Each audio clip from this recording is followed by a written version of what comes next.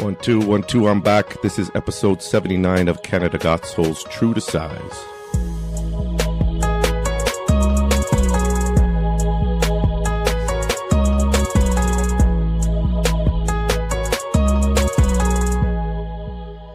What's going on, everyone, and welcome to episode 79 of True to Size. We are a weekly podcast centered around the wild world of sneakers. I will be your host today. My name is Lawrence Hopkins, and I'm joined by the rest of the team at Canada Got Soul, Mr. Joel Hernandez. Yes. And Mr. Alvin Martinez. Check 1, 2, 1, 2. What is this? And of course, we're joined by returning guest, friend, very good friend of the show, the raddest sneaker dad out there, Mr. Jon Ratner, aka HeadzAintRedee. What's up? Thanks for having me. Of course, man. Thank you for coming back. We appreciate you making the drive from Oakville to come out to come out here. I thought it was Niagara Falls. Wherever it's from. One of those white places, right? The same place that I'm from. Wherever, we're neighbors. Young and Shepherd. I don't know. I've never been there. We've got a good show this week with a couple of great discussion topics to mull over with our guest. First, we're going to talk to Jon about his article he wrote about the sneaker media industry on netmagnetism.com. And after that, he's going to tell us what he did with his grails and why he did what he did. Ooh. But first, Alvin. Fire round. Yes, the fire round. We like to start every show with a quick hitting question from you, our listeners. And this week's question comes from me, bitch, because I had a really good question that I wanted to ask. I follow that me, bitch guy. Yeah, you do. That's at me, bitch, on Instagram. MEEBITCHHHHH. So yesterday I posted the Burgundy 5s on Instagram. Yeah. And I don't remember who it was, but somebody commented and said, "Ooh, I need these." And I was like, "Just wait, like just hang on," because I feel like it's been about that time where it'll get a retro and the old pairs are kind of starting to crumble, fall apart, paint chip, whatever. So my question for you guys is, how long should brands wait in between retroing shoes? I guess more specifically Jordan and Nike, because the Adidas stuff that's coming out now, I don't know if it would retro, like all the Boost and stuff. I feel like other than the original Ultra Boost, nothing else has come back out. So I want to know, how long do you guys think, I guess we'll say specifically Jordans, in between retros? What do you think? I think 5 to 10 years. I need something much more precise than that. 7 years. 7 years is for you? Where'd you come up with that number? Just pulled it on my ass. No, cause anything before 5, it's just like everything is still good and intact and wearable. Mm-hmm. Whether it's VNDS, NDS, DS, or whatever, 90%, 10%, or whatever the fuck you guys use now. But like once stuff starts to kind of like die down, or there aren't as many DS pairs out there, it's just like you should potentially bring it out. Maybe you'll change something, maybe, or not. Hopefully you don't. But it was like how long was it before they retroed the Atmos ones? The elephant print. Ooh, like more than 10 years, no? What was the first one, 2006? I was waiting 10 years to purchase. 7? Yeah. And then it came out in 2017 or 18? 17? 16? Like 10 years. 10 years. 10-ish years, yeah. Yeah, so 10 years. Like I said, 10 years. What do you think, Joel? How many years? What's a good number for you? I think with Jordan brand specifically, I think it is like that 5 to 7 year gap. I think that's what it was before, no? Ish, yeah. Like the 94s, and then before that was like 85 or whatever, 88 if you're talking something about. like that. But I think, just to get that, I don't know, I guess that flex wear in your shoe kind of thing. I don't know, maybe Jordan brand research has this special algorithm where, the glue starts to right? crack and stuff within like 5 to 7 years. I don't know. I'm just pulling it out of my ass too. But I don't know. I think a lot of ass pulling on this episode so far. I think it is like in that same gap that retro should drop. Yeah. Around that 5 to 7 years for you. 5 to 7. Jon, what do you think? You've got a lot of older pairs. I know you like the aged gems. So how do you feel? Well, you'd like to think that they're doing it because the shoes are falling apart and they're looking out for us, but I think there's so much more going on, or maybe so much less thought going into it, and just, let's do it. Someone says it. I don't think I can't figure it out. I mean, I don't think there's a rhyme or reason to it, to be honest. It's kind of just like, I feel like they have a big hat and they have a bunch of shoes in there, and it's just like, okay, Brad won's today. Like, it's Or like just, if a celebrity. I mean, I personally, I would like them to wait like maybe 10 years. even. yeah, you're up to I like that a little idea, bit higher. Yeah. but it's like, I don't want to say it, but I think everyone kind of thinks it sometimes. It's like reward the people. Oh, 100%. who, I guess it would have been lined up or repaid resell it. Yeah. Even, you don't want a shoe to come out when you paid resell for Yeah. the next, 100%. the next week. Yeah. Facts. And, but it seems so random. Like shoes, like, you don't see, not even Jordans, like a wheat Air Force One. Mm-hmm. Like those never come out. They come out, and it's like, why? Because everyone loves them. Like, and then a Jordan 1, I'm sure we'll talk about that later when we talk about rumors and stuff. But yeah, I'd like it to be a long time. Yeah.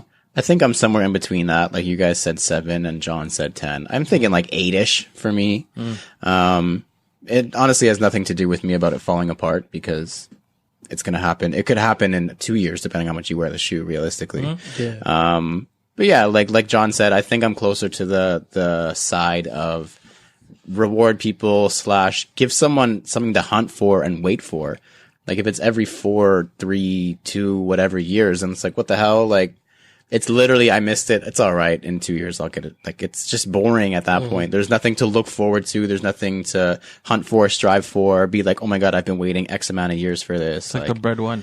That's exactly where I was going to go with it. 13, 16, now Even before 19. that, it was what, 2010 or 09? Yeah, it was like pack. every 3 years. Yeah. Yeah, it was the pack, and then it was 2013, and then it was 2016, and now 2019. apparently. It's okay because I didn't get the 2016, so I wanted a pair of 2019. That's one shoe that I'm kind of okay with it because I could wear that shoe every day of my life. Like that and Black Cement 3, it's like every year is fine with me.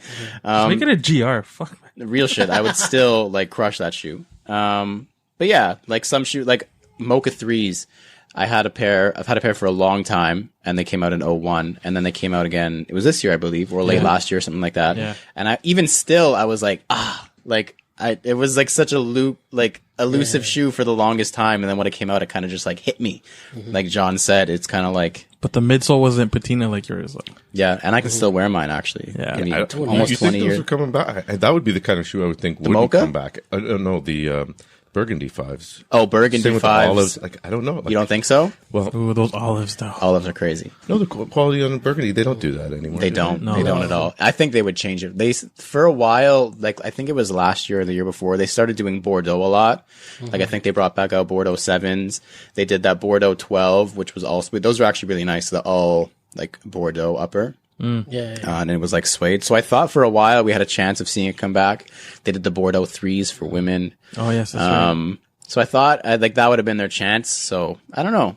Nothing is sacred anymore. Like really, honestly, nothing is sacred. So But they could Undefeated's change it, gonna, right? Undefeated's gonna drop the 4. can you imagine the olive 5? The but it's olive gonna call 5, it but it's going to be Undefeated undefeated.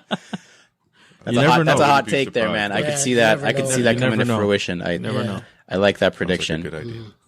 Did you guys watch NBA on TNT, right? Yeah. You know how like I think it was last year at the beginning of the season they were putting predictions up on the wall on like sticky notes, like crazy shit that was going to happen, like the Lakers are going to miss playoffs, whatever. At the beginning of last year, it was like nuts.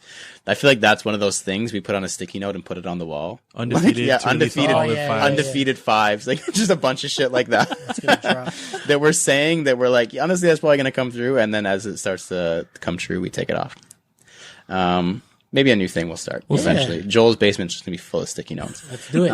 If you would like to submit a question for the fire round, like me, motherfucker, and have us answered on the pod, please shoot us a message on Instagram or email us at canadagotsoul@gmail.com.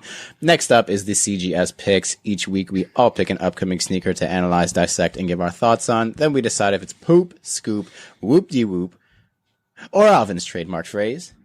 Cute. And because I submitted a really good fire round question, I'm going to go first this week. Makes and sense. thank you. I agree. And my pick this week, I wasn't sure about it at first because I thought it was a Stan Smith, but as I kept looking at it, Yeah.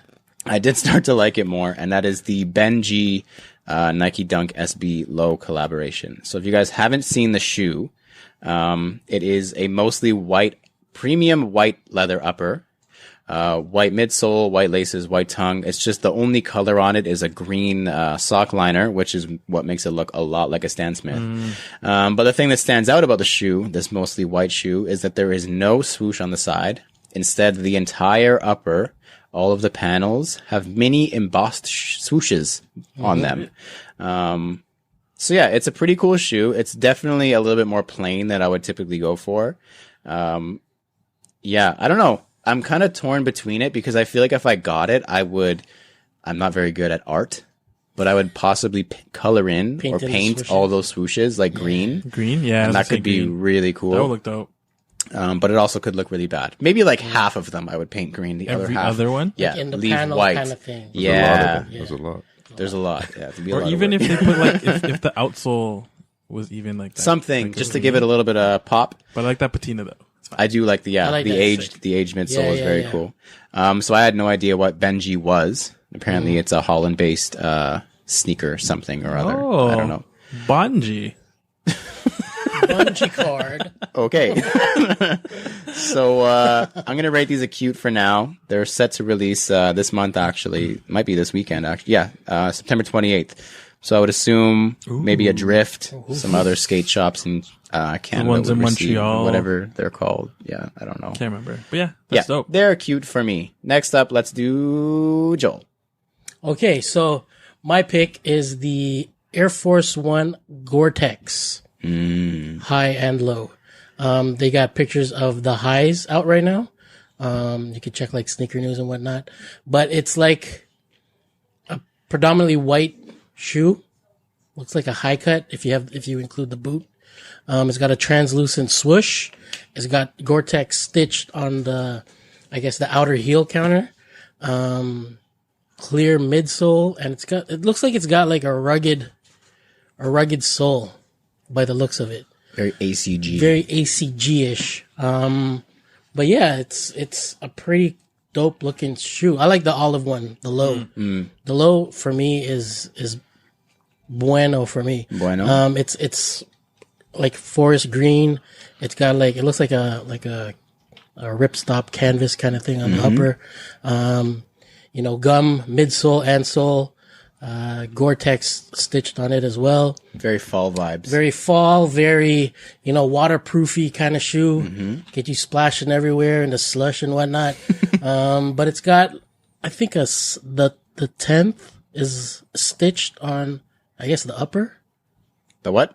The 10th. It says the 10th? The 10th, yeah. So I did like some research on it. Thank you, because I was confused. Yeah, so the 10th is like a sub level of Nike, I guess. I don't know. But it's a line which honors Nike co-founder Bill Bowerman. He served in the 10th Mountain Division of the U.S. Army, Okay. which specializes in. Oh, sorry, I swept right. Sorry, Swept. It specializes in conquering mountainous and Arctic conditions, which has resulted in the aforementioned, Nike React Cert 2. But yeah, that's pretty much the whole story behind the 10th That's interesting. stitched onto the side of the upper of the white Gore-Tex Air Force Ones. Expect these to drop sometime in October to December. So they gave like a big gap there. So they have no idea when it's coming. Yeah, no idea. But yeah, man, these are really cool for me. Like, Have they done Gore-Tex on Nike? I'm Yeah. sure they have. I'm pretty sure I they can't did. think of anything off the top of my head though. Like, Probably Air Force though. Yeah, most Yeah. likely an Air Force. But yeah, these are like for the lows, it's a scoop for me. low is scoop. Lows. The high is The highs are super cute. super cute. Yeah. Our esteemed guest, Alvin, go ahead.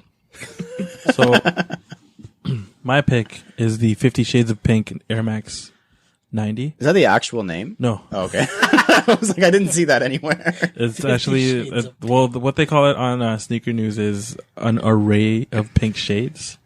But 50 Shades of Pink sounds so much better. I can agree. So these essentially look like the Off-White Air Max 90s for the most part, except with 50 Shades of Pink. So the swoosh on the shoe on the outer I don't know, the outside of your foot. I was trying to get technical. It's not going to work. It's like a fuchsia pink swoosh. The lateral side. Alvin. Yeah. And on the inside side. The medial side. Inside. And then the inside side is like more of an orange. And then you have like a punchy pink midsole. Punchy pink. And outsole. Along with the air bubble. And then the insole is pretty dope because the where it says Nike is like green. And then the insole is like a pink. Wow. It's a very, very cool combination. It's a very pink shoe. Of all these pinks.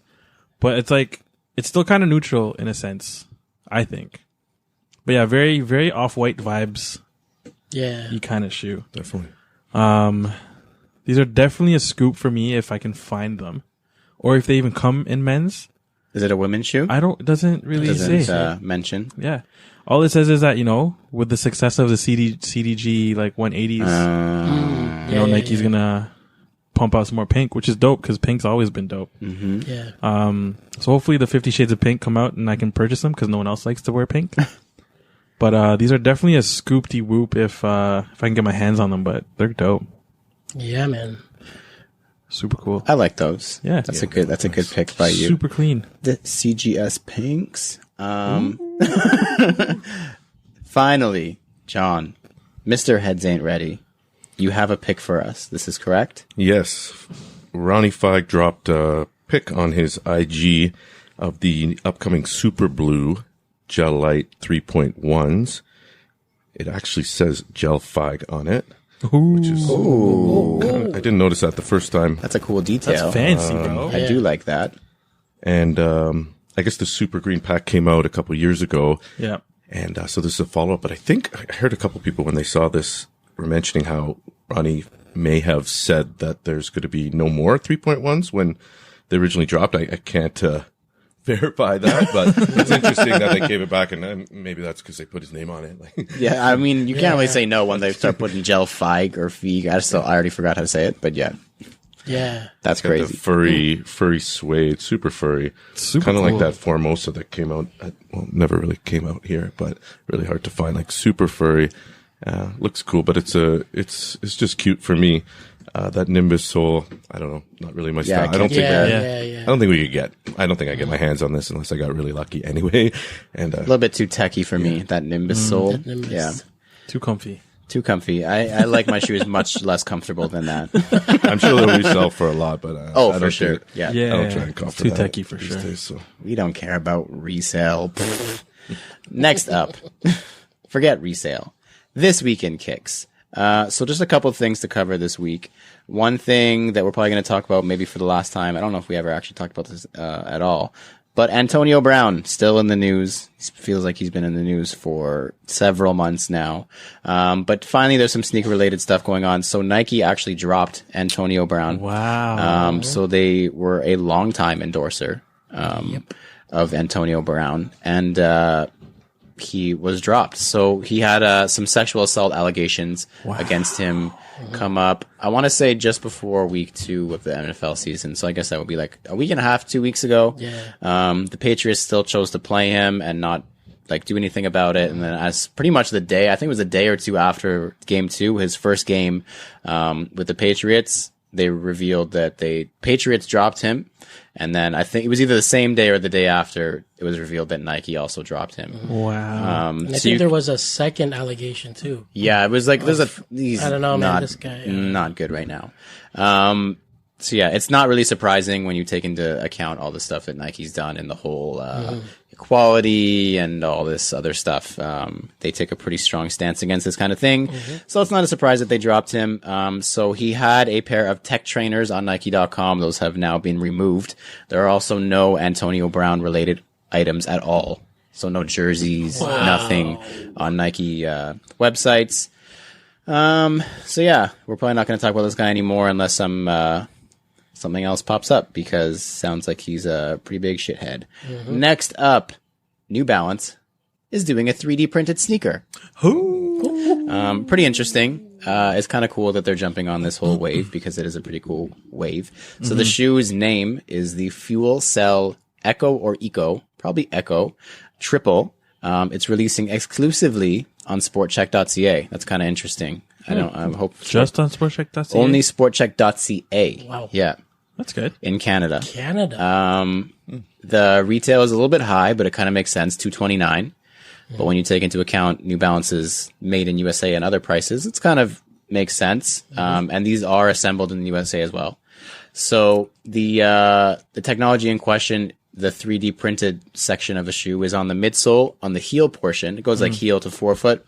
And it's called Rebound Resin. Pretty cool name, RR. And which itself creates springy, resilient lattice structures with durability, reliability, and longevity. So yeah, it's pretty cool. I do like the whole 3D printed sneaker thing. Like, I think Adidas was the first one that I can remember 4D. That started it with the 4D. And now New Balance is jumping on board with it. It's pretty cool. I like it in performance shoes. I wonder how it feels, because I've never tried on a 4D. I don't know if any of you guys have. No? I wonder how it would stand up against like a Boost or something. But a lot of people swear by the 4D technology, so it might be worth a shot. If you're interested, give it a shot. Releasing exclusively on sportcheck.ca. That's it. There's not a lot of news this week, unfortunately, for nobody. Next up, previously in Kicks, this is the part of the show where we review our latest pickups and recap the latest happenings in our sneaker lives. I bought no shoes. Joel, shoes? No. Alvin, shoes? Just donors. Just donors. Yeah. For the safaris. Yeah. Shout out to Kanotsky, who's gonna fix those up for me. Where'd you get the donors? So no, man, I got a pair of wheat, like the most recent wheat Air Max 1s. Oh, okay. So I got the gum bottom, and then the midsole is like already off white. Oh, so it's the same. It's kind of same off patina. white that the midsole already has on the Safari. And then like the air bubble, I don't really care about because I'm gonna wear them to shit anyway. Yeah. And so they were on sale for $124.99. I googled Foot Locker Canada codes. There was a code for if you spent over $120, you get $20 off. There you go. So I was like, hey, and free shipping. And free so shipping. I got them off. I got it for like 105 or Nice. something stupid. So it was pretty good. That's not And on bad. top of that, the dope price that MD Kovacs gave me for the, You're still winning. I'm always Winning. You're still in the green right now. Yeah, Yeah. still in the green. That's a good hack, yeah. the Google code. There you go. Sometimes I do that for usually doesn't everything. pan out, but You never know, get man. lucky. Like sometimes the codes don't work. 100%, 99.9% of the time, the code doesn't work. But you know, this was the time it worked, and you go. you never know. That's a good tip, That's it. because I always do the same thing. Anytime I buy anything online, Yeah, it can be first from thing, anything. I'll either sign up for the newsletter, because that always gets you a discount, Yeah. or you Google Yeah, because like coupon codes. Groupon Yeah. will have Yeah. some shit, or there's a ton of sites that just Nice, look man. for I hope stuff. you told Kanotsky before this podcast that he was doing the swap I did. for you, because he I hit listens it- and he would be probably slightly surprised. No, This is I where hit you him up like announced right it. when I got the shoe. Like when I had got the shoe in my possession, I was like, "Bro, I have a project." Yeah. I was like, Nice. "If when you have like the capacity or when you have the time, like let me know. I'll drop them off like whenever you're ready." Sick. Nice. So tomorrow. No, whenever he's ready, man. There's no rush. I'm just amped that all the parts are there. Yeah, you have it ready now. It's all You're set. good. So, all the pieces are in Yeah. place. The donor was my main concern. Yeah, you've been looking for a couple weeks now, so I'm glad you Yeah. find it. Yeah, Found it, man. yeah. So John, did you buy any shoes last week? not in the last week. But did you receive it? yeah, In the mail? No, nothing. Nothing. Oh, I bought the. It wasn't last week, but I told you I returned the. They were really nice, but they didn't fit me. The sport, the gray day sport. The New Balance yeah. 997. Grabbed Sport. those, and then those are cool. I don't know. 11 didn't fit me, so. But No, eh? Oh, because you're usually 11 and a half, but you half size no, down. no, New Balance. I'm always 11. Yeah, Like, New I can Balance. go I high always if go the have half to. size down. Yeah. I can go bigger if I have to, but I prefer 11. And I don't know. Maybe it was the sport. I was gonna say Yeah, yeah, it's probably might be the the sport. sport. Yeah. Yeah. But you did, however, go to SneakerCon. This is correct. Mm-hmm. How was your experience at SneakerCon Toronto over the weekend? It was good. Saw some familiar faces. No pickups except for some small gadgets and socks and t-shirts and stuff. But it was good. It was very busy. I showed up at like 5 on Sunday. I expected it to be too late, almost like people packing up. But it was pretty live. It was rolling. Nice. Interesting. But the trading pit was pretty packed. So I think it was a successful event for sure. Yeah. And a lot of the newer stuff is definitely on display. Lots of ones, lots of Yeezys. Yep. So I was kind of looking for looking for older stuff here and there, but I didn't really see too much. Yeah. It was there, but I didn't really, I showed up at 5. I wasn't really there for that. I find at all these expos and stuff, if there is older stuff, it's all on one table, and that table just gets ransacked. Like every single table has new shit, and there's that one guy who's just like selling his personal stuff and trying to get rid of stuff, and that table is the one that gets like murked. Might be me. More than ever, though, I know what I noticed was young, and I know this is a trend that we've all talked about and everyone's talked about, but just young guys with their parents, or not, just out there grinding, just trying to resell it from like 1 or 2 pairs to a whole table. People I didn't even recognize, you know, even had their own banner. Wow. Like, I guess they're IGs, they have IG business, and, it's big enough to go to SneakerCon. So definitely a young crowd. Yeah. And typical selection. It was smaller this year, it looked like. Last year they had, I think, the whole building, or at least there was a large court. chunk of it. Yeah, there was the basketball court and stuff. It was smaller. I don't know if you went last year or not. I think I must have gone 2 years. But it looked much smaller. Not much smaller, but significantly smaller. It was smaller because the other half of it was a tattoo convention. That's correct, yes. Yeah, I mean, smaller space doesn't necessarily mean less selection. It just means more people in a smaller space, usually. It looks busier. It looks busier, exactly. It's like last year when I rolled through, I think it was the second day, it was very sparse because it was such a big space. Yeah. There was so much room to move, which wasn't a bad thing, but I guess for photos, it looks horrible because it looks like it's empty in there, even if there's 3,000 people attending. But this year, like John said, it looked very dense in there, crowded. Like the trading pit looked like crazy. People bring like lawn chairs and they just like post up in the trading pit with all their stuff. Like crazy. I'd be kind of pissed if I was a vendor and paid for a table and then this guy brought 12 pairs of shoes and a folding chair and just started selling shit in the trading pit. Like I'd be kind of annoyed. Yeah. Like I know that Soul Exchange has a limit. Usually if you don't buy a table, it's like 3 pairs you can only bring, which I think would make a vendor feel a lot better. Yeah. Yeah. That's what I was going to say. They clearly have no limit. I don't think. Yeah, it gets crazy. People roll up with like suitcases and stuff and just like post up. Like, what's the point in getting a table? You might as well just make the whole thing a trading pit. What the hell? Yeah. But yeah, I digress. So you had a good time overall? Not bad? Yeah, a few people. I was really there just to check it out and saw some people, so chopped it up. It was nice. Cool. Maybe we'll make it out. It seems like it's been 3 years in a row now, right? So I guess we're on their schedule now. Yeah. Well, they've had one in Montreal too, and I think BC. Oh, they did BC as well. And they had a BC one too. Nice. I like that. That's good. I like that we're on their. So they're getting it. I think the major cities probably. I can't imagine somewhere else getting it. No offense to anybody else in Canada, but I can't imagine anywhere else big enough. Nowhere in the East Coast. Nowhere in Central Canada. There's not enough of like a sneaker scene there. I don't think. No, I think Vancouver, Montreal, Toronto is likely all they'll hit. Maybe for the Calgary one day. Yeah, one day is no offense to Calgary, but it's a stretch, just because there's not a whole lot going on out there. They have like 2 boutiques. I know there's a lot of like Calgary and Edmonton put together kind of thing. Yeah, right. Even still, that's like putting Burlington and Hamilton together and saying, let's give a sneaker con. Like, it's not a huge population. Not Toronto though. No. Like, but Calgary had a Soul Exchange, right? Yeah, I think they had a Soul Exchange. Yeah, it looked like it was a success. I can't even say that word. Successful. Super successful. For me, it's all about the events, right? As long, whatever it is, if I can make it out, 100%. There's always some good people there. Speaking of events, we'll talk about it later. Next up, errors, edits, and e-messages. We're pretty smart guys, but from time to time we make mistakes. So if you catch a slip in, hit us in the DM, and we will let the world know that we goofed. We got a lot of messages this week. I actually had to filter some out and not include them because we would have been here for an hour, which some people would probably love because we get told all the time they want longer podcasts. Yeah, and we also get told all the time that we're stupid. So yeah. That's why EEE is very full this week. So first up, KJ to the B. Yo, from Toronto, I believe. That's correct. Yeah. Toronto Saga. It's all the same thing. GTA. He says, "Hey CGS fam, I'll just listening to Sode 77. I still like that he calls it the Sodes. And one thing I'd add when it comes to Kijiji transactions is I always ask for the seller or buyer's phone number. That's right. True. We didn't mention that. So he says, for one, it confirms their seriousness level. Because you're not giving out your phone number randomly to somebody who's not interested. And 2, I look at it as a fail-safe just in case something glitched with the app when it comes to messaging them. At least you'll be able to contact them directly. This is true. This is facts. If you ever buy anything from Facebook Marketplace or Kijiji or wherever, Let Go, whatever it is, get their phone number. I agree. Because something always seems to go wrong as soon as you're about to meet them. Kijiji crashes or Facebook Messenger's not working. Yeah, that's correct. Next, Falsey30.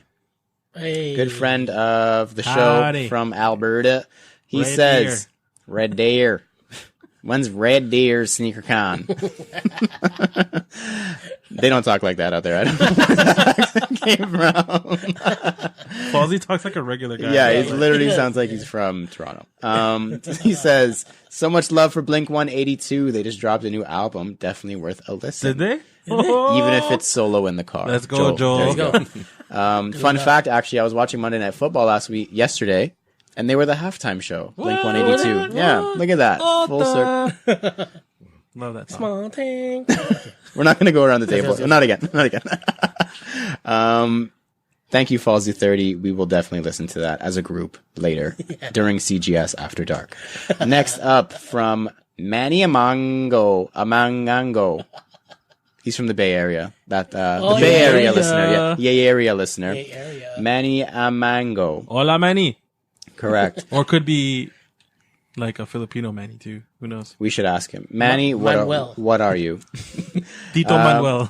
He says, sup guys, just finished listening to the new episode and I have an EEE. I actually do drive with my left foot because my car is a manual 6-speed and my left foot presses the clutch. Okay, Manny.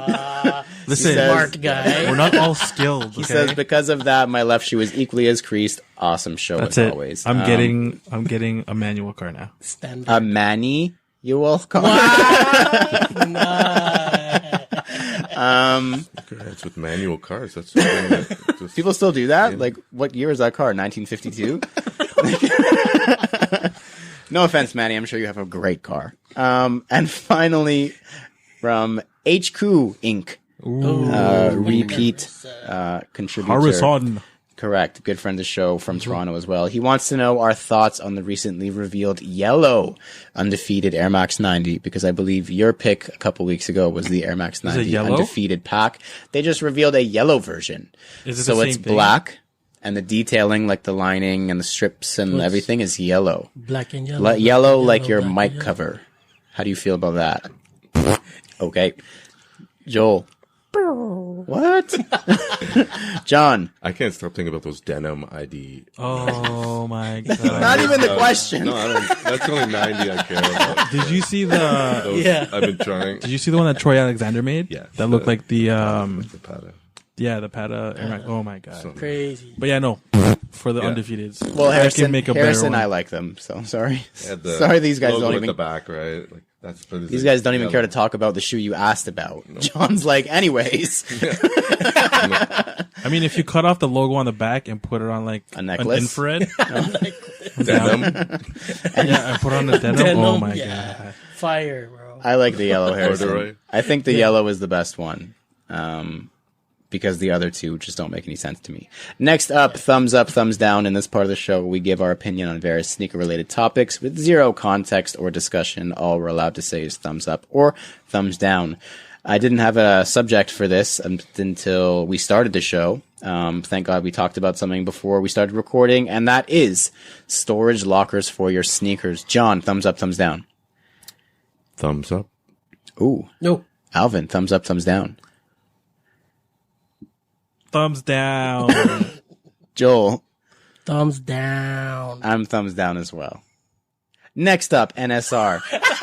We talk about sneakers a lot, so in this weekly segment, we're going to take 30 seconds out of the show to discuss something completely irrelevant to the world of sneakers.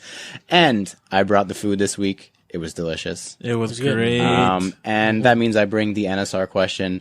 And my NSR question for you guys is, we had a similar question to this that Alvin asked us, but this is a little bit more specific. If you had to leave Ontario, which province would you move to? For me, it's whittled down to either Quebec/Montreal or Vancouver/BC. I think I would do Vancouver. What about you guys? Definitely for me. Yeah, you're I have friends Vancouver? out there. I see how the lifestyle. It's like Yeah. the LA of Pretty Canada. Yeah, Joel. pretty much. It's warm. I've never been to Vancouver. but it looks really nice. So that would be bold if you moved there. Yeah. Like I've been to Montreal, and Montreal's, it's all right. Ooh. Like, it's nice. Shade. It's good. No shade. No shade. It's all right. But I've never been to like on that side of the world. Because Canada equals the world. It looks really beautiful down there. So I'd probably go down there. You do Vancouver? Yeah. Alvin. Well, I mean, Montreal's cool. Shout out to Sneaker Podcast fam and all the fam in Montreal. Vancouver's cool too, but Alberta has Calgary, so I'm going to Calgary. Time is up. Next up is the promos for the week. So a couple things. First up, Sneakerhead TO, the brand new sneaker convention coming to Toronto, is happening on Saturday, October 5th from 12 to 7 That's p.m. next week. Shit. Is it? That's not this week, Next but the week after. A week from the day this airs. Yeah. So if you're listening to this you next Saturday, better have tickets by now because we'll see you over coming there. down to the wire. Yeah. So it's going down at the Metro Toronto Convention Center from 12 to 7 p.m. on Saturday, October 5th. As I said, if you're interested in buying tickets, you can go to sneakerhead.market or check out their Instagram at sneakerhead_TO. And they've actually expanded it. So it was supposed to be just a sneaker expo. Now it's a Festivus. But they've changed it into a whole Festivus for the rest of us. Yeah. It is going to be crazy. They're going to have a breakdancing competition. They're going to have music That's performance lit. acts. And they're going to have a skateboarding competition. It's going to be cool. That's all like anything that you can think of that would go into a sneaker community. Is there. It's a culture convention at this point, which is Basically. very cool. Yes, sir. So yeah, if you haven't got your tickets yet, you're slacking and you need to get on that, at sneakerhead_TO once again. And something we decided either last week or the week before that we're going to do, Just Kicking It. I don't remember the date, so I probably shouldn't have put this November under promos. 17th, Something like that. Alvin's going to check, but yeah, so our friend just Flippin' Laces is throwing another just Flippin' Laces is throwing another event, a follow up to Just Kicking It from last year. That took place in August, which was a free expo last year that took place outside, which was the first for fun. anything I can remember. So Super he's fun. running it back again this time November 16th, Saturday. In Toronto, correct? In Toronto. If you're interested, you can check out his Instagram at Flippin' Laces or at Just Kicking It _TO or something. Yeah. He has an Instagram for that. And we're going to be there. Apparently there's a contest that I don't know why they're calling it a contest because we already won. But that was only Lawrence for collections. It looks like you guys just confirmed that Lawrence, you just confirmed that you guys were having an entry the way you looked at everybody. Oh yeah. We're entering, and also the trophy has our name on it already. And the $1,000. So, yeah, and they can keep the $1,000. That's fine. I just want that trophy. Just kidding. We'll take $1,000 too. They already are engraving the trophy with our name. So if you're listening to this, don't even bother. My God. You're wasting your time. Just don't show up. But show up, but don't think about winning because we already did that. I told them I was doing it too. Yikes. Oh, you're trying to psych me out. That's what you're trash. That's what he's doing. But that's what it's going to be. Well, it's not going to be as vicious as Lawrence, but I think that's what he's trying to bring out. He wants, some competitive. Yeah, he wants people to show up and show out, man. It's going to be a good time. It's been a while since they've had an expo where there's an actual competition going down. So should be a good time. No, it's going to be fun, man. I'm looking forward to it. So yeah, we hope to see all you guys there because that's going to be a really, really, really good. You guys better show out. And show up. Because I know you guys have the stuff in your closet or your storage locker that John said yes to. Yeah, John. You better show up. I don't have one, but you better show I out. hope people go into them. Yeah. I hope they dig deep and just bring out some crazy stuff. You better bring like a whole storage locker. See, that's I hope so. That's the concept. You better rent a U-Haul and then be sad when you have to load it up with no trophy in it. Because we're taking that. That turned into a street ball tournament. And one mixtape just kicking it. At that point, we're going to lose, so I hope it doesn't. So next up is our main discussion this week. So we do have John back for the second time in the history of True to Size. And in between the time he was here last time and this date right now, today, September 24th, he wrote a couple of articles on net magnetism, good friend of the show. And they were really intriguing, and there are a lot of things that I've thought about in the past, and I'm glad that somebody put them into words for the world to see. So just first off, you have a background in this sort of thing, correct? In writing and mostly financial writing, journalism. Worked at a newspaper for a while. So it's kind of in your wheelhouse to just sit down and write. Yeah, and I told you guys last time I wanted to do some sneaker writing, so he provided me an opportunity, so I jumped on it. Yeah, and it was really good. So the first one, I think this was actually the more recent article, was about accountability in the sneaker media. Is that correct? The other one was before that, right? That's right. So you wrote a blog post. Do you want to just give a little synopsis of your post?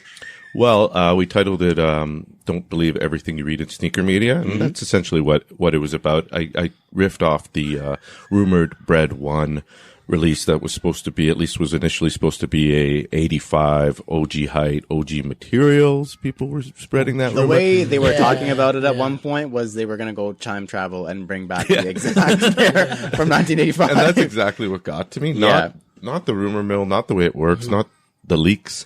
It was how quickly people spread rumors as fact, and how the standards for, a lot of people criticize traditional media now, fake news, whatever you want to call it. I think, you can still trust mainstream media most of the time. But there's a lot of political leanings and stuff. But in sneaker media, basically what I had to sort of I went on YouTube on a podcast, and I had to sort of defend myself because people were essentially saying, well, this is sneaker media. You don't have to, there's not the same standards. And I said, well, why? There should be. If you're just reporting something that you don't know is a fact and you're saying it's a fact, say it's a rumor. Yeah. And they don't. And people forget. And, it's like, where are the breads? And it's like, they were supposed to have come out, and people forget. And that's just the short-term mentality in the world. I realize I do it too. But in sneaker media, it seems like people even have shorter attention spans. Oh, for sure. And it goes away. So I was just trying to draw some attention to that. And it was good. I think it achieved what I tried to. Yeah, if you're having to go on podcasts and defend yourself, I think that means it ruffled enough feathers. So I think you did your job. That's a good thing. It was fun. It means people were paying attention. It was fun. Someone was finally paying attention to something. So, That's what we need. So like you said, I think we've actually spoken about it on this podcast in the past, where sneaker media, a lot of sites are quite reputable, and a lot of places are the complete opposite, where they'll post things as fact, rumors are delivered as fact, like you said, and like they don't realize the effect they're having, the ripple effect that they can have on literally on people's lives at some point. And the people that take their stuff as fact are usually people who will take it very seriously as fact. So even if you were to look at something like, imagine you're a kid who wants to buy a pair of Bread 1s, and you're about to buy a pair on StockX, and they're at a good price because they just announced they're coming back, and you're like, I'm going to sit on it, I'm going to wait. They don't drop, you didn't buy them, and now they're back up $300, and you just fucked over somebody because you didn't take accountability and you didn't check sources. You literally just saw something posted or something or whatever. I think you gave the example of people looking into like old factory like receipts or whatever and just saying, oh, black and red Jordan 1, that must be a Bread, that must be original leather, that must be original height, that must be this, that must be that. And then look where we are, and now it's, oh yeah, that was a rumor once a while ago. Like, Yeah. People said it's just sneakers. It's not serious, but we all know there's a lot of money going on. Of course. And that's why these things are dropping, and that's why the leaks are coming out. It's all the hype machine. So you just realize what's happening, right? But it's not just sneakers when you're thinking about, because even just an example, I don't know if Soul Collector did it or not, but we'll use Soul Collector as an example. Soul Collector's job, that's literally their industry. They make money off of news. They make money off of release date, calendars, et cetera, et cetera, et cetera. If someone like that releases that kind of news, they make money off of posting an article, like the clicks they're going to get onto their website, off the ads, they're going to get clicks off or money off off their views on YouTube, whatever. So people are making money off of bullshit essentially. And it's just stupid. Like they're ruining other people's experience and they're making money while they do it. Like it's just horrible. So I think this can kind of extend a little bit into other things. Like we've talked about, experts, quote unquote. Like we can get into the whole StockX things in a minute. But just like my whole experience, I think I told it on the pod, but I'm not sure if I did or not. So I'll tell it again. I had some Supreme and I was trying to sell some Supreme. They were box logo t-shirts. They were older. They were vintage. They were high price items that I was trying to get rid of to fund sneakers because that's the kind of person that I am. And I posted them on a couple of like Facebook groups trying to sell them for decent prices. And I was getting offers. People were interested. And then all of a sudden it takes one quote unquote expert to say, hey, that's fake. And then all of a sudden all the offers are gone. Everyone's calling you out, all this, that, whatever. And it goes from you're about to make money to this one kid who's sitting in his basement who is a quote unquote expert on something to completely ruin it. And then as soon as one person calls it fake, it just becomes a ripple effect and you can't sell it. Once one person does it, it's over for you. You can't sell it anymore. Especially if this person is a quote unquote expert in whatever they're talking about. So it definitely extends to what you were talking about in the sense that these blogs are experts and they're stating these things as fact and then they're not. So in your line of work, Jon, if something is published that is not fact or something that they get it wrong, what happens? What kind of accountability is there? Well, these days, I have to admit, I think it's a little bit different. It used to be, if it was printed on paper, you'd need a correction in the newspaper. You'd find it on the second page and it would be there, just as much as the initial article. Now you can change an article on a website, as you guys know. There may be a record of it somewhere. I don't know. The Wayback Machine still exists or whatnot, but maybe there's a cache or archive of it somewhere. But for the most part, for what people see, they won't see anything. You can say at the bottom, this article was edited. Various places on social media, you can see things are edited. Yep. If someone says something on Facebook, but in media, in written print journalism, you can change what you want online. You're not supposed to. I think if you guys remember back in the day, regular blog sites that had like the strike through, and now it's used, I think, as kind of like a tongue in cheek, like a joke. Yeah. But so as far as the sneaker sites, what I saw was, and I never got a chance. I didn't save it because I didn't. Probably maybe I was still naive then, but I wouldn't have written the article if I didn't see people doing this. I'm not in the business of making up stuff, but and on the live podcast, the person, it was another website, but denied that they did it. But you can see it any time you want. Yeah, you can go on. They're not being extra careful because I wrote a blog post. They're still doing it, and it'll be. This is released, and you could see it, and the date will change, or the color will change, or it just will never come out. Yeah. So it's not like the practice is stopping anytime soon. So it's not hard to find. And if something changes, they'll change it, or they'll do a whole. The bread one. It was they had the history of the bread one. You could look it up if you Google it. And essentially, what some sites do is they update the news at the top of that because that's a great. You talked about links, and that's like probably one of the biggest hitters for the bread one, that history of bread one link. I think it might be a different site, but not Soul Collector, but and they use that anyway. I think everyone who runs those sites admits that they do it for traffic. Oh, for sure. Yeah. As long as you realize that when you're consuming the news, I don't think a lot of people are. I don't think a kid's selling his bread ones because they're coming out again that he dropped 500 on resell. I don't know if he knows that. That's the problem. Yeah. So the people who are consuming this are like, imagine that's your introduction to the game. You just started and all of a sudden you read on all the blog sites, my new Grail is coming out. You're so excited. And then all of a sudden it just disappears and you're expected to forget about it. But I'd post it, right? I would see something. And if I believed it, I would say, check it out. They're coming out again. Yeah, exactly. That's how it perpetuates. Yeah. It's like, I'm hyped. So I'm not paying attention to it. I'm just excited. I want to share, or I want to get some exposure for me to be the next person releasing the news, right? So as somebody who works in a similar line of work, what would you say these sites need to do to fix this and make it better? Because I agree with you, it is a really big problem. It is a lot of people stating rumors as facts. Like, what do you think these sites need to do to fix this issue? Well, I don't think you have to dig a little deeper to find out exactly how the industry works. And I think, if you guys been around long enough, the concept of a leak or a company wanting something to get out versus a factory leaking a photo that they don't want to get out. I mean, we don't always know. We don't know who's behind it. I don't think we ever know.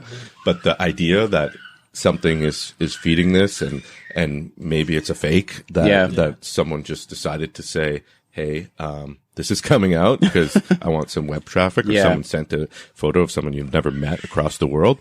But I think they just need to say it like it is. Yeah. And that's the principles of reporting that I think anyone expects, whether you're reading entertainment news. I mean, you don't want to read fake entertainment news if you're really reading it. Yeah. I mean, I'm sure you do, but yeah.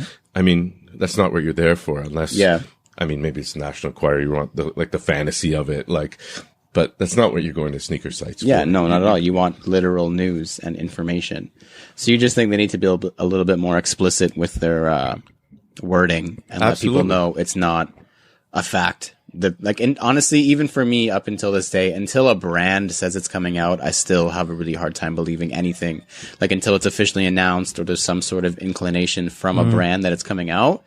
Because this stuff starts to happen. We've talked about it a lot on the podcast earlier and earlier. Like I think it was like 4 days after Concords came out last year, all of a sudden they were talking about breads are coming out next December.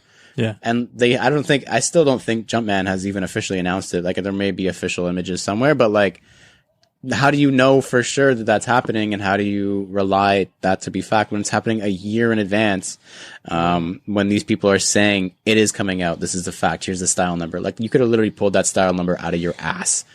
Like they think that because you put this is the color code, okay, obvious, this is the date it's coming out, and this is the style number, I know it for a fact that it's coming out. Like no one's gonna go back and compare the style number that is on the shoe to the one that's on your website a year later. So you can literally do whatever the hell you want. So Bread One is a great example. Though. Absolutely. I'm glad I wrote about it because it's Black Friday. I think that's November in the States. Yep. And unless they surprise us, they know it's not coming out. So maybe people will remember. Not what I wrote, but that it was promised. No, for sure, absolutely. But that could just be one guy who apparently knows someone. I said on the YouTube podcast, I said, oh, so it could just be someone who works at the Jordan store here in Toronto and who works for the brand, like the way they word it. I know someone who works for the brand. That's not the person who's writing it. That's the person that they got the info from. It's like one of the homies just told you some something. random guy like, yo, I heard breads are coming out. While you're standing and the guy doesn't even work there. Yeah, exactly. You didn't even check. You just literally see him wearing a Jordan shirt. Heard somebody in the Jordan store say it, and you're like, well, this is happening for sure. Because it could literally we could start something ourselves. Like no one ever remembers where this stuff starts really. Like as they just see it somewhere on the internet, it gets reposted on a story 100 times, and then all of a sudden you see it on Soul Collector that it's coming out now. And I did go back and I looked at where it came from, and it's interesting. Is who it still the actual on sources this individual's page that they're coming out? Yeah, and on Twitter, all the guy who originally leaked it said after was, I don't do this as a job. This is my hobby. Take it for what it's worth. So he's actually being straightforward about it. Yeah. But when he drops the initial tweet, he says, Bread Ones, the date, OG High. He gives details. Yeah. And people trust And then all of a sudden, 2 weeks later, he's like, "Oh, guys, it might not be. I'm just some guy." Like say OG materials. Like as soon as I saw that, I was like, "This is." Wow. Yeah, people started to go off with it. Like there was pictures and like crazy. Yeah, they were just showing 85. Yeah, like they're like, "This is what's coming out." I mean, I would love for Jordan Bread to do it, and I don't doubt that something could be coming next year. It's not about that. At all, it's not about whether it's not happening or not. It's just how it gets out. So now we'll see if those Chicagos actually come out next All-Star weekend. I heard the Cool Gray 11s are dropping next December. Oh yeah, that's what I heard. Next December. from a source, from an unnamed source that works at a brand. See, I heard it's going to be Chicago. He works at like Orange Julius. He works for a brand. Yeah. No, actually, he works at Real Fruit. He gave me my mango diamond slush, and he was like, "Yo, the Cool Gray 11s are dropping next December." Yeah. And then you posted a whole article about it. No, not yet. You heard it here first. We're gonna put a sticky note on the wall the Saturday before. Yeah. Sneakerhead Tito. All right. Well, yeah. So just really quickly then, last thing. So that's what these sites need to do. What do you think as a consumer people need to pay attention for? What do you think like they need to do to protect themselves and just to be a more aware individual when they're consuming this kind of media? Well, I wouldn't base any, you could be a reseller sitting on a bunch of pairs of ones waiting for something. I think if you're paying close attention, you shouldn't. That's probably not the way to time the market anyway with what the blog sites are doing. You don't have to look too far for the right info to tell you not to do that. You have to have some insights and NetMag, for example, he provides that for free for some people, and he charges people a little bit sometimes for it. And those type of places, you could go, not to advertise for him, but I'm just thinking of like, what you can do to educate yourself. Pay attention and don't think you know more than everyone else, and don't assume these guys do either, these blog sites. And, talk to people you trust, like he's a perfect example of someone, if I have a question about, I don't usually, but about market prices. Absolutely. Or, talk to someone you trust. Don't flood his inbox. But, everyone DM NetMag. Well, they already do, probably. Anytime something is coming out, and say, "Is this real news?" Sure. That's why he has to hire someone. I think that's why he hired someone. He's a customer service representative at NetMag. Hit up one of these three guys. I'm sure they have nothing better to do. Absolutely not. Look at what we're doing right now. So. Yeah. So the first article you wrote, but the one that I was incredibly intrigued by, had to do with you selling your Grails. So you attained your number one shoe ever and then got rid of it. So before you tell the story, because I do want to hear the story, it is in the blog post, but I do want you to tell it as well. We've had a hotly contested debate, not between us so much, but just between our listeners and overall. Can you give your definition of what a Grail is? Yeah, a Grail is, for me, any sneaker in this context that that is very difficult to obtain, that you never thought you'd obtain, and that, or maybe that you cannot obtain even. Anything in that sort of category. So once it's obtained, is it still a Grail? Yeah, I think so. Yeah. I think so. But for me, I don't know if you want me to get into it. I realized when I had it, I didn't need a Grail because it was a DS pair of Chicago ones from '85 and sitting at OD Toronto now. So I can go visit it. I wrote in the. It's nice actually. I can go I told my son I was selling these shoes and he kind of didn't believe me, and I said, "Yeah." And then we went to the store. I said, "Look, that's my shoe. They're still there, and we have the money." And I say, "We." There you go. Yeah, because I wanted to learn. But and I had a used pair, and I just moved on from the maybe any investment idea in it. And I know Grails. If you're talking Grails, you probably shouldn't be thinking investments. No, absolutely not. No, in your definition, but someone else's definition, right? Yeah, for real. No, 100%. Might be the most valuable shoe most on their lucrative. shelf. Yep. That could be their Grail. I don't think of it that way. And the reason I sold it is because I realized I don't need my Grails, and I guess they changed. Or what Grails meant to me changed. That, I recently got rid of Heineken's. A lot of people would say that's a Grail too. But, and it wasn't a financial decision, but the value of a shoe, I think, affected me and helped me realize that I didn't need my Grail. And, I still have 85s, none of them DS, and I wear them. And it was more of a function of not wearing my Grail. I think a lot of people probably don't wear their Grails. Yep. They put it in a glass case, and that was just a philosophy that I said should, I changed, I guess. I didn't want my Grail to be DS, and I didn't want to undead stock a pair of shoes. I had another pair that's worth a ton of money. Yeah, so. That's true. So your whole philosophy essentially was, well, other than having, so you had two pairs of Chicago 85s. Yeah, one but one was worn, one was dead stock, and you were just like, it's not doing it justice sitting here kind of thing, or? Yeah, and part of me was, was afraid it would chip, and they were my Grails because they were dead stock and they were so clean. Yeah, I posted pictures of it. Most people hadn't seen a pair that clean. So yeah, it's like a museum piece, but I didn't want to do the museum piece thing anymore. Yeah, you don't live in a museum; you live in a house. Yeah, so if I'm either going to wear them, yeah, and have two pairs that seem ridiculous, and the price, you guys know how prices of ones just have gone bananas, and same with SBs, and that was it. It was just the money.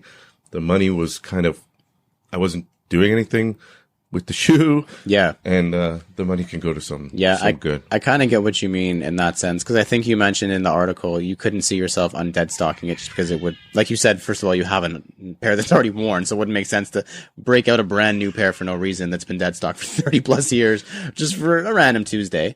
Yeah. But also just the whole aspect of, like you said, you compared it to a used car, which was a really good example, especially in this day and age, that as soon as you drive it off a lot, as soon as you unlace it, put it on your foot and step outside, it depreciates like down to 75% of its value, probably. If with an 85, probably even more. So yeah, like you just couldn't bring yourself to wear the shoe just because it's like, why? Yeah, and Grail label or not, I guess the Grail label didn't mean as much to me as I thought it did, or as other people. I've sold a bunch of, Grail type shoes recently for the same reason, Blue Lobsters, Heinekens. Again, I made money on most of them, so it made it easier. Yeah. But, even the 112s that ended up with you, I didn't sell them to you, but they ended up with you. Like, that's a Grail. That's a Grail Air Max for sure. Especially with the signed box. Oh yeah. But I don't, I don't want to say I have 20 Grails, but, I sold a lot of shoes that I thought were Grails, and then I realized, it was more about not wearing them too, Renee, right? Yeah. You'll wear them more than me, so glad you have them. He already has, yeah. Yeah, like I was just worried and like about, how long they're gonna last, or had another pair. That's not the way to. Yeah, so it came down to: do I about. want this pair of shoes sitting here, or do I want this X amount of money sitting in my pocket? Yeah, it's literally doing the same thing. If you were never going to wear it in the first place, then why have it? Right? That was the whole idea. Speaking of Tong, he wrote a couple blog posts, but I think we all feel the idea, the feeling when you have a lot of shoes that you can't get through, and you feel like, what am I going to wear today? And that's not necessarily always the best feeling if you feel like you have too much. And, not like pressure, but it's like, well, why do I have these if they're just collecting dust, maybe falling apart even? It's like, got to wear them. Get them out once a year. Try to pare back on those once a year ones. Like the Heinekens I wore on my 40th birthday, and then I wore them because my son he was like, why do you have these if you're not wearing them? And I picked them up in school. And you were like, wow, day. This kid is and that wise. Was it. Yeah. And then I picked them up from school one day, and that was it. And I was like, okay, it's been 2 years, year and a half. I wore them twice. Because I don't want to beat them up. Yeah. And I don't want to sit on them. Yeah. So you were like, I'll take this money and buy more shoes, basically. No, put it away, right? Try to. So would you say the Chicago 85 is still your Grail? Even after all this, is it still your number one Grail? It's my favorite shoe along with the Shadows from 09. Those ones, actually I like the 94s better, the 94 Chicago ones, but the 85s are pretty symbolic, I think, in terms of the collection and in the whole sneaker culture. I think that might be the shoe. Yeah. I mean, apart from airships, if you want to believe the airship rumor. Yeah, there you go. Yeah, there's another rumor. There, but I think it's safe to say the Chicago ones. So you have a pair, but would you try to get another one then? Like you sold it, you got rid of a dead stock pair. Would you try and acquire another one? Yeah, well, I've seen pairs. And recently someone posted a couple 11s. 45 is back. He's an eBay account. He posted a couple, my size Tong, NetMag posted a couple of pairs in my 11 of 85s. And I guess if the price was right, but the prices are pretty high now. Like I got those, I told the story, I think at the last pod, but I got them at Urban Necessities for pretty cheap, and I did really well on them. So it's easy to, I feel like, let go if someone offers you significantly more than you paid. Yeah, and you're ready to let go of it anyway. Yeah, the time kind of just lined up. Yeah, and it's kind of definitely it feels a lot different when it's at somewhere like ODTO, where it's never going anywhere. Like it's found its place. You said it's a museum quality shoe, and it's in a museum now. Yeah. Yeah, I contacted some people, and they were going to sell it on eBay, and it was going to be all complicated and risky. And this was the perfect answer. Absolutely. And even shoes like the Air Max 112s, it's like that I want that shoe to go somewhere. Yeah.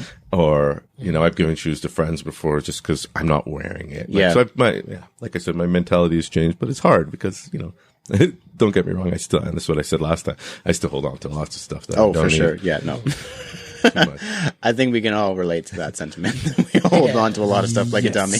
I've got many shoes that I could never wear because they're very old, and I still keep them in my closet for no reason whatsoever. No, there is a reason. Though, right? Yeah, just because I want it. Yeah. I'd rather have it than not have it, basically. So you guys, could you ever do that? Think of your number one Grail, Alvin, your Atmoses. They're worn. No one's going to want worn ones. Could you sell it? Could you sell it, though? If I needed to, yeah. Yeah, but John didn't need to. That's why I said if I wanted to. Yeah. So just on a whim, you could never see yourself being like, fuck this shoe. Not that John was like, fuck I've this shoe, them, but not that John, but John had a worn pair. Yeah, he had another one. If I have a DS pair, or if I had a DS pair, of Atmos ones, and I have the pair I have now that's worn. Yeah, for sure. Easy. Someone offered you, or whatever. Yeah. If the price is right, you can always get rid of shit. Easy? You're gonna say it'd be easy? If I had a second pair, Easy? easy. If I had a second pair, If you had a second pair. I don't know about I still don't know about easy. The original question was, will you sell your grills? But Oh, no, for me, for sure, I didn't yeah. really sell Yeah. it, right? I had one. So Yeah. it's not the that's same. why. But now I only have one pair. But if you didn't, No, no. hell, fucking no. But that was your Grail before you got it for a while, right? For years before the retro, Years. right? Which Yeah. it is, yep. So Oh, I remember the story. Yeah. Yeah. been You hunting told for me. those. So it's just like, yeah, if I had a second pair, for sure, and I had a DS pair, and someone was like, hey, you want a trip to Disney for the whole family? For those shoes? Fuck yeah, bro. No, fuck Like, my family. I'm going to Disney 3 times. dog. Yeah, you don't think you'll ever sell them. I think you said that. Like you don't plan. You don't think that. I Unless don't- you had I don't to, plan on it. and that's how I feel. But Unless Yeah. I have to. But like, again, if I had a DS pair and someone was like, yo, for that DS pair, Yeah. here's Here's a dumb amount of money. XXX. Yeah. 3X, Yeah. 4X's, I think. Yeah, for sure. It's gone. Because when am I ever going to un-DS Another one. another one? Because I'm just going to keep these pristine, Yeah. like Troy Alexander did. Yeah. He's like, yeah, I wore them a bunch of times. I'm like, when? Where? Yeah. A bunch of times a minute each. In the like, bathtub. Yeah. You know what I mean? So it's just like, that's how we like, for us guys, we keep our shoes that way for the most part. Yeah. So it's just like, I'm never going to have to un-DS that DS pair. Yeah. So Joel, could you do it? Like, just Both like- ways. If you had whatever, well, what's your number one Grail that you own currently? Could you pick just one that you currently own? Probably the animal ones. Animal 1.0. Someone offers you XXX dollars for it. Is it going anywhere? If I had another pair. No, just this one you have. No, it's not No, going it's not going anywhere. If you had another pair, If I had another pair, I would. yeah, you could see yourself doing it. But you wouldn't. Would you put it up? Because yours was if Yes. someone offered it to you. I put mine up. What would I bring wouldn't put you? mine up. You wouldn't put it up. But if No. someone came to you and was like, "Skyball offer, take it or leave it," you're taking it. And I had the. And you had the other pair. I Yep. in a heartbeat. Yeah. Yeah. So you would put yours up. You would I post got it. rid of a pair. So I had two bread. Not that bread ones are like Grail, but I love my bread ones. Mm-hmm. So I had the 09 pair from the DMP pack that I beat up. Yep. Not really beat. They're still nice. But, and then I had the ones from like 2013. Yep. I put those up so I can buy something else. Got it. Just cause like a DS pair, like when am same situation. Like when am I going to DS this shit? Yeah. Cause I still love the 09s. Yeah. Yeah. I'm going to come back to you in 1 second, but I recently didn't even think of this until we started talking. Just last week, actually sold a double of my Block Cement 3s from last year, this year, 2018. last year. Shoe of the year last year, no? Shoe of the year, shoe of the year, and sold one. But I have an 01. Yeah. I have a 2012 or whatever it is, Yeah. and then I have another one. I think from 2018 that I've 2018? worn once. Yeah. Yeah. And then I had a dead stock 2018 as well. So I was like, do I need this fifth Yeah. pair No. of dead stock that like I said the same thing. I'm going to run through the 2018 pair in 5 years, maybe. And Yeah. by that time, it'll probably come back out. Exactly. Probably not because it's been 5 years since the 2012 or whatever. And that I one still still I use the wear. Yeah, 2012. exactly. Yeah, I haven't touched the 2018 pair yet. It's exactly. I already, think like, I wore it maybe twice so far just because I wanted a crispy pair. But like, yeah, it's going to take years till I actually run through it. And by then it'll come back out. So I was like, okay, yeah, I'm going to post it up. I'm going to sell it. And I just got rid of it because I was just like trying to get rid of some stuff. But number one Grail, like, I mean, for me, it's a little bit different. Like when you have your mags, How if about you have a what you have DS now, yeah, like with you asked us what with you have what now. I have now, what the dunks. If I had, I think, yeah, my number one that I have right now would be what the dunks. Tentatively, if you ask me tomorrow, it might change. Well, that's a good example. So Yep. what the dunk, It's a shoe that's gone stupid. up skyrocket. Yeah, like in tripled value, since I bought it. right? Yeah. Or even a Heineken, but let's say Yep. what the dunk. So if you, and I didn't think this because I didn't think I'd ever see another DS pair. Yeah. And I'm sure that you feel the same way, Joel. Yeah. And even Atmos ones, they're not going down in value. So Yeah, it's the no. same idea, like whether you find it or not, if it's going, but those have gone crazy.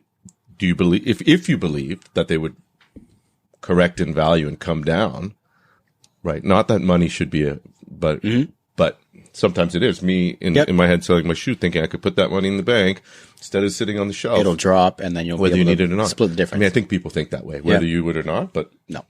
If I had, I would never sell my What the Dunk the worn pair that I have, I would never sell that. That's staying with me until forever. If I had a dead stock pair, would I sell it? Shit. That's, yeah. Like you're not gonna wear it, probably, right? yeah. I don't see, unless something catastrophic were to happen to the buy a used house. pair. Would you keep it? Would you keep them? Yeah. Buy a house. Would I keep a DS? I would not, wear it unless something catastrophic happened to my worn pair. Your worn ones are still Because DS. then I would get rid of the worn pair and then I would unds another pair. Yeah. So yeah, I guess it'd be in the same boat. I probably would sell the dead stock pair and then buy something else, or buy a house because they're fucking stupid expensive now. Yeah. If I had a pair of mags and I had 2 pairs, I'll fucking take 10 pairs. Those are not going anywhere. It's staying with me forever. Those I would not sell ever. If I had 4, 5, 8, 12, 100, I don't care. That's such a cool shoe. There's no such if thing. you had 4, 5, 8, 12, 200, you don't need any money in the world. That's true. Yeah, I'd be good. Yeah. Taken care of. More than enough. Or I just get really lucky on NetMag raffles. So John, then we'll come full circle back to you. If you didn't have a worn pair of 85 Chicago Jordan 1s that you had as your backup, would you have sold your dead stock pair? Probably the only way I would have kept the dead stock pairs if I had no 85s. It was my only pair, and I would just, because they're still not worn that much. I look at them more than I wear them, but maybe I'd keep one pair but I started to think of it as an investment, and I didn't like that. Yeah, you just didn't like how it was I making saw you the feel. value going up, and I said, I don't want these, even though I know they're going to be worth more at some point. I didn't Of want course, that. like you said, that shoe's never going down. Like, Sitting in my house, maybe my son one day decides to customize it. Like, you never know. Dad, you said you like the shadow, so I turned it gray. He wants to make an off-white. I got those off-white kids ones. Maybe he wants to make that. Cuts off the What I do. swoosh. No, he wouldn't do that, but you never know what happens. Wife's mad at you one day. No, Yeah. she Oh wouldn't. man, can you imagine? Oh boy, man. that's No, I shouldn't have that's said that. marriage threatening right there. Sorry, honey. Sorry, honey. She's not listening. No one listens to this. So I'm going to leave you guys with this. It's just one final question that has to do with Grails that actually NetMag posted a couple days ago that kind of had me thinking a little bit. I don't remember what shoe he posted, but the caption simply said, "Once a Grail, always a Grail." And I want to know your guys' thoughts on that statement. What was the question, but what do you guys think about that? Yeah. You think so? You don't think your tastes change and your things change? And Well, in terms of the Atmos Air Max 1, my taste hasn't changed in 10 years. that's true. How much did style change in 10 years? I went from wearing baggy ass sweatpants, baggy ass jeans. Dude, I was looking at my Instagram feed When we talked last about it, night, yeah. and I went all the fucking way down. Yeah, I did too on yours. I know. And I was just like, and I was looking at my posts and when I used to take side pictures of my shoes and bend over and shit, and I'm like, fuck, my pants were baggy as shit. Mm-hmm. So I went from wearing baggy pants to fucking baggy sweatpants to now wearing the tightest friggin' and Spandex. rolled up pants, just to show off my sneakers and shit. And my sneaker taste, I feel anyway, hasn't changed a lot. Constant enough. I've definitely gone more towards the runners / dad shoe. Yep. As opposed to all straight up Jordans. Yep. But I still have Jordans in my collection and shit like that. So for me anyway, right now, once a Grail, always a Grail. Yes. So you think in 10 years, it's still going to be your Atmos as you have them, but you've had them for 10 years. They'll just You don't be think creased up a bit you don't more. think the love is going to die. You don't think Nah. something else is going to be this is my new number one.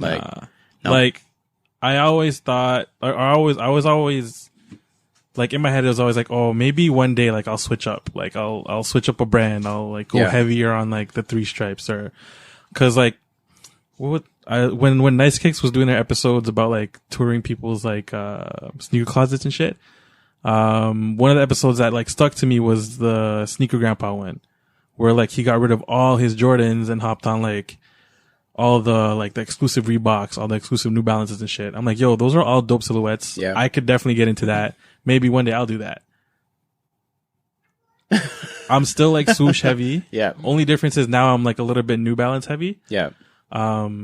But I don't know, man. I don't know if I could get rid of all of my Nikes. Maybe it'll change in a few years, or maybe when Kaya has to go to university or some shit. And OSAP is stupid. Yeah. But, I don't know. In the next 5 years, I don't see myself or 10 years, I don't see myself doing anything crazy like that. And since you can remember, your Grail has been the same for the most part. Yeah. Yeah. Joel, once a Grail, always a Grail? Yeah, definitely. Like if you've sat down, if you were to sit down and think of it as a Grail and keep it like, mentally in your head and in like, in your heart that it's a Grail. That's cute. It's a Grail. Like no matter if you've had it and you've, you sold it or whatever, it's still labeled a Grail, like mentally. And once it's got that label, it cannot be stripped of that like label. even if you possess it, it's still your Grail. Yeah. Pretty much. So I strongly believe in, once a Grail, always a Grail. I can agree with that. I think like what you said is a really good example. Once a Grail, always a Grail, as in once it's been labeled that by you, can't take it back. No. You can't. That's why I don't believe that you can do it with new releases. No, like we've talked about this a lot. Like you can't label it 2 weeks after it comes out, this is my Grail, because you haven't had long enough to make it your Grail. You haven't had that emotional attachment to it it's a different time now, but for a long enough time that you can call it a Grail. Like I remember once you post it on Instagram, it's no longer a Grail. Once Off-White has a new Jordan 1, it's the Grail. It's completely different. It's different. It's different. You guys don't get it. You're old. I'm surprised we don't get those comments more. But yeah, like I remember, like I think my first Grail that I can remember was Aqua 8s. Yeah, like when I first started working at Foot Locker and I was starting to learn about shoes, and those came out like maybe 3 years before I even started working at Foot Locker. There was one of like the shoes at the time, like Aqua 8s were like heavy, crazy shit. For you to have them was like, it was like, well, we have Aqua 8s, and then they came back out again like maybe 3 years ago, and it was kind of nobody cared. But at the time, like that was my shoe. Like needed it, ended up getting it from Flight Club. That's how you knew it was real. back in the day. Yeah, back in the day. That's how but yeah, got it from Flight Club, and obviously tastes change. Things have come out. I've learned more, but I still have that pair of Aqua 8s sitting in my closet. Could not even tell you the last time I wore that shoe, or even took it out of the box. Like maybe I should like dust it off once soon, because it's probably fucking falling apart by now. But yeah, still in the back of my mind, like Joel said, like I have that attachment. I could never get rid of it, I don't think, because it was my Grail. Like you have that attachment to it. And yeah, I think I agree with what you guys all said. Once a Grail, always a Grail.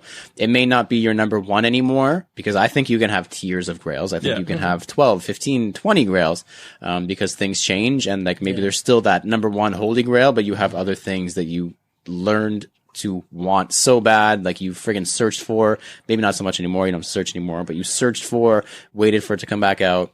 So yeah, I think once a Grail, always a Grail, whether you admit it to yourself or not, like that shit was your Grail, so it's always your Grail.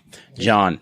I agree. And with the 85 Chicago, it's a perfect example. Even though I sold them, probably never find a pair again, probably never get the money to find a pair.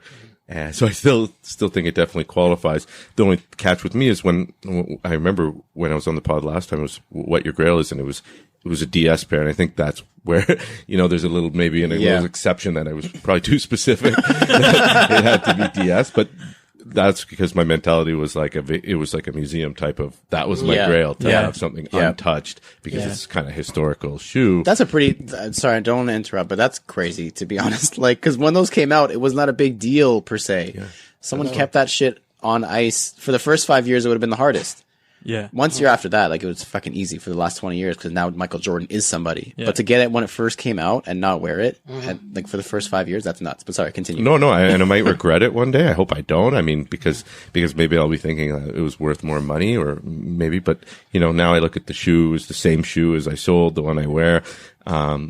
Even though someone, those guys. I mean, it's going to hopefully be, or whoever ends up with these DS, these shoes that are really, really old, you see them on Instagram, guys are posting them, and it's cool that they're there, but, I didn't need to have it, and still counted as my Grail, especially now, right? I mean, now I don't have it again. Yeah. So I can drool over it. Go downtown.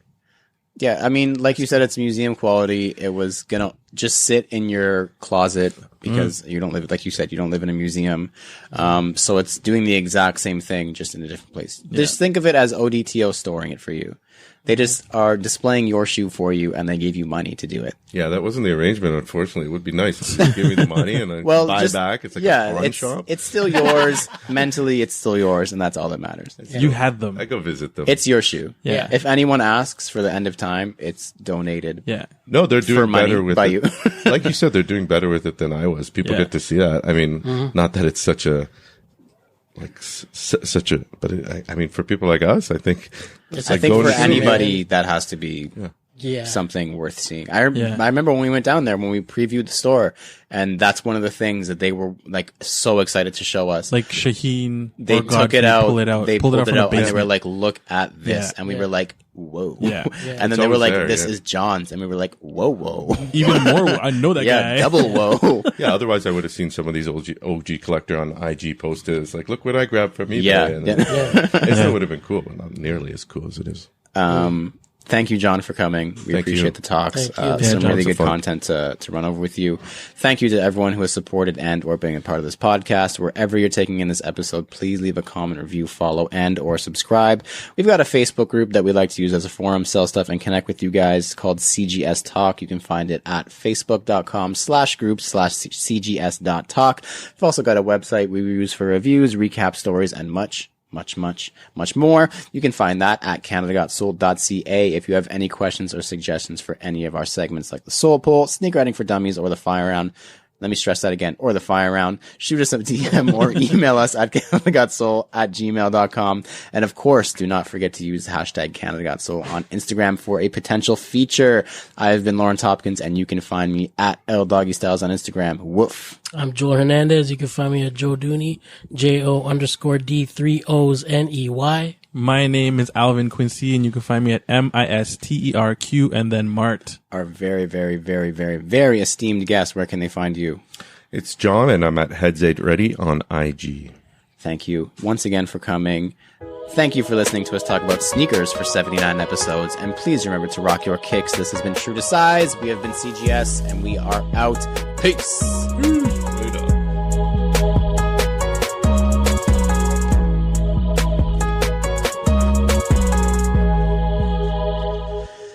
I'd say these heads were ready.